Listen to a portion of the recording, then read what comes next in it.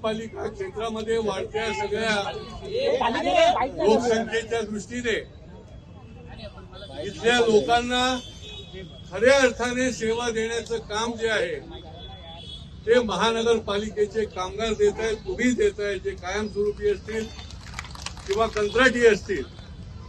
माझ्याकडे अनेक दिवसापासून आमचे हे सगळे कष्टकरी कंत्राटी कामगार जे आहेत ते अनेक दिवसापासून माझी भेट घेत आहेत.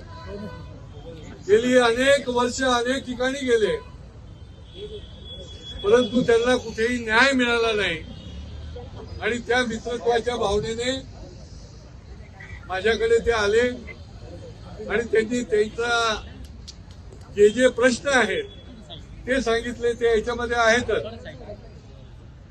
ज्या ठिकाणी कंत्राटी कामगार हा कणा आहे, हा कष्टकरी आहे, हा सहनशील आहे, याचा अर्थ असा नाही की तो अन्याय सहन करेल.